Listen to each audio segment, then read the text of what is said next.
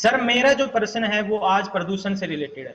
Sir मैं आपसे पूछना चाहता हूं, जैसा कि हम सब जानते हैं कि प्रदूषण ना केवल हरियाणा में बल्कि पूरे भारत में अपने पैर पसार चुका है। और सर हमें यह जानकर बहुत दुख होता है कि उनमें से कुछ कुछ जिले हरियाणा के भी हैं। सर मैं मानता हूं कि हमने प्रकृति को बहुत ज्यादा नुकसान पहुंचाया है, लेकिन मेरे को यह जानकर भी अति हर्ष हुआ कि आप इसके निवारण के लिए लगातार काम कर रहे हैं। और सर मैं अपने सभी साथी युवाओं को भी बताना चाहूंगा कि माननीय मुख्यमंत्री जी हरियाणा के पहले ऐसे मुख्यमंत्री हैं जिन्होंने प्रदूषण को इतने बड़े स्तर पर समझा और इनका निवारण करने के लिए सोचा। और इनका परिणाम यह है कि 2022 तक गुरुग्राम, जो कि आज हरियाणा में प्रदूषण का सबसे बड़ा केंद्र है, उसमें हम उसको 35% तक कम कर पाएंगे। लेकिन माननीय मुख्यमंत्री साहब, मैं चाहता हूं कि उस लड़ाई को गुरुग्राम तक ना रोक के उसको एक जन आंदोलन बनाया जाए, जिसमें हर एक युवा से हम अपील करेंगे कि वो जो भी कोई नया काम करे, जैसे नया लाइसेंस लेना, अपने पुराने लाइसेंस को रिन्यू करवाना, या फिर नई बाइक लेना, नई कार लेना, या सर कोई भी ऐसी वस्तु जो जिसके कारण उन्हें लगता है कि भविष्य में प्रदूषण हो सकता है, तो उसको लेने से पहले, उस काम को शुरू करने से पहले कम से कम 5 पेड़ अवश्य लगाएं और अपने साथियों से भी लगवाएं। सर मैं चाहता हूं कि हम इसको एक जन आंदोलन बनाएं और इसका नेतृत्व हरियाणा करे। और सर हम चाहते हैं कि इस जन आंदोलन के ब्रांड एम्बेसडर आप बने सर, और मैं और मेरे कुछ साथी लगातार इसके ऊपर काम कर रहे हैं। तो सर हमारा इसके लिए मार्गदर्शन करिए, और सर आप प्रदूषण को रोकने के लिए क्या क्या पॉलिसी बना रहे हैं उसके बारे में भी हमें बताइए। धन्यवाद सर। बहुत ही एक अच्छा एक मार्मिक विषय है आपने ये हमारे सामने उठाया है, रखा है। और ये आपकी जनता का विषय है ऐसा नहीं, बल्कि बहुत से लोग इस पर काम भी कर रहे हैं, आगे बढ़ रहे हैं। जो व्यक्ति की दैनंदिन की जीवन की आवश्यकताएं हैं, जैसा ये बताया गया कि रोटी, कपड़ा और मकान, और फिर दवाई और पढ़ाई, लेकिन यहीं तक सीमित नहीं है। आवश्यकता के हिसाब से इसमें परिवर्तन होता रहता है। आज प्रदूषण मुक्त अगर हमें एक वातावरण मिलता है तो हम अपने जीवन को सुखी जीत सकते हैं। स्वस्थ शरीर का एक प्रकार से हम लेकर के उसको आगे बढ़ा सकते हैं। प्रदूषण से हमारे शरीर का क्षरण होता है, और उस प्रदूषण को कम करने की योजनाएं, सरकारी योजनाएं बहुत चल रही हैं। उसमें पहला काम तो यह है कि जन जागरण करना। यदि हम लोगों को जागृत करेंगे तो उसमें से चीजें आगे बढ़ेंगी। दूसरा है कुछ कार्यक्रम, प्रयोग उनको करके और उनसे प्रेरित होकर के लोग उस प्रयोग को शुरू करें। जैसा वृक्षारोपण, पौधारोपण, ये एक ऐसा विषय है जो आपने कहा है। अब इसमें से एक तो आपका सुझाव इसको कंडीशनल कर दिया जाए कुछ सेवाओं के साथ, कि आपको लाइसेंस बनवाना है तो 5 पेड़ आपको लगा के आने पड़ेंगे, लाइसेंस रिन्यूअल कराना है तो 5 लगा के आने पड़ेंगे। एक इस प्रकार का जनता के ऊपर थोप करके इसका रिजल्ट इतना निकलता नहीं है जितना लोग इसको स्वयं अगर अपने प्रेरित होकर के इसको उपयोग करें और उनको इसका जागृत किया जाए कि आखिर पर्यावरण आवश्यक क्यों है। तो पर्यावरण आवश्यक क्यों है, इसके लिए हम युवाओं को आगे बढ़ना पड़ेगा और इसमें से हमको काम करना पड़ेगा। हाँ, अगर इसमें थोड़ा प्रेरित करने के लिए सबसे पहले हम उपयोग करें बाल और युवा अवस्था को। हमारे जो स्कूल में जाने वाले छात्र हैं, 3 साल से हम कार्यक्रम कर रहे हैं कि हर साल जो 6वीं से लेकर 12वीं तक के विद्यार्थी हैं उनको हम कहते हैं कि 1 पेड़ लगाओ, और उसका टेक्निकली भी हम उसका उपयोग करेंगे कि उस पेड़ के 6 महीने के बाद आने वाले फोटो के हिसाब से हम उस बालक को कुछ इंसेंटिव भी देंगे लगातार 3 साल तक, ताकि वो 3 साल तक उस पेड़ की सुरक्षा करें।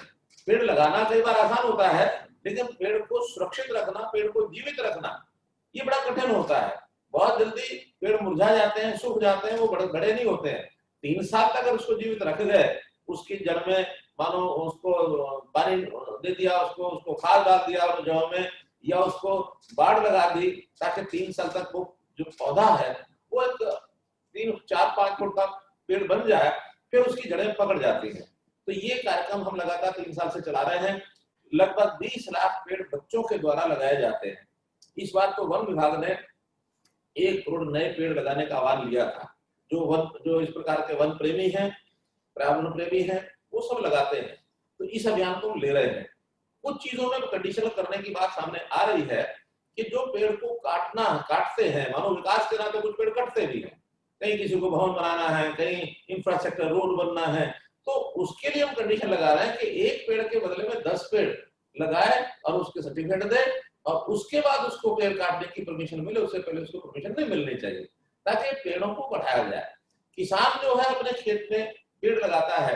अभी कुछ प्रावधान हमारे जो फॉरेस्ट के लॉज हैं उसमें कई कठिनाइयां ऐसी हैं कि पेड़ लगा तो लेते हैं लोग अपनी जमीनों पर, बाद में उन पेड़ों को काटना या उस जमीन का उपयोग करना, उसमें कई कठिनाइयां हमको आ जाती हैं। हमको सरकार के नाते भी ये कठिनाइयां आती रही कि नहर के किनारे जगह खाली पड़ी है, सड़क के किनारे जगह खाली पड़ी है, हमने उसको फॉरेस्ट स्ट्रिप बनाया, और फॉरेस्ट स्ट्रिप बनाने के बाद में अगर उस सड़क को चौड़ा करने की आवश्यकता हो गई तो उस फॉरेस्ट स्ट्रिप को काट करके वहां चौड़ी नहीं कर सकते थे सड़क।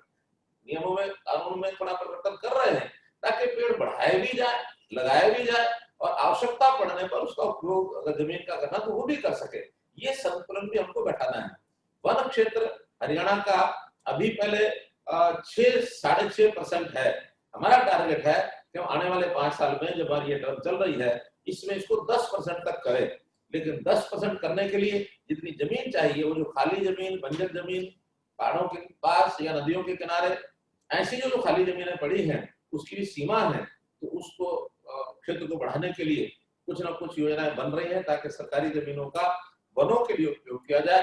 हाँ, प्राइवेट वन भी बने, इसके लिए उनको आमदन का साधन हो जाए। ऐसा यदि नियम बनाएंगे तो एक पेड़ लगाने के बाद उसकी जो आयु होती है, पूरी आयु पर उसको काटने का अगर उसको प्रावधान मिल जाता है तो फिर हर जगह पर नए नए पेड़ लगते भी रहेंगे। एग्रो, जिसको कहना चाहिए एग्रो फॉरेस्ट्री, ये एक विषय है, इसको भी आगे बढ़ाने के लिए लगे हैं। वन मित्र योजना, ये भी हमारे ध्यान में है कि हम वन मित्र योजना बनाएं ताकि कुछ वॉलंटियर्स जो वनों को सुरक्षित रख सकते हैं, संभाल रख सकते हैं, बचा सकते हैं, वनों को कोई नुकसान न पहुंचाए इसकी चौकीदारी कर सकते हैं, ध्यान रख सकते हैं, वैसे थोड़ा थोड़ा एरिया दे करके वन मित्र योजना बनाने की हमारी बात है।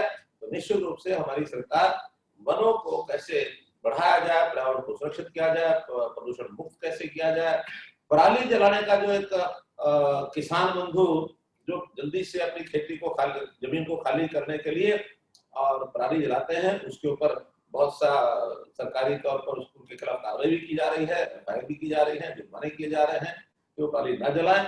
इसके साथ पराली का इंडस्ट्री में उपयोग कैसे हो ताकि किसान को उसकी आमदन हो जाए, इस ओर भी हमने आगे बढ़ना शुरू किया है। अभी पानीपत जिले में इंडियन ऑयल कंपनी ने एक पराली का उपयोग करने के लिए और वहां एक प्रोजेक्ट लगाया है, 50 एकड़ के ऊपर लगा रहे हैं।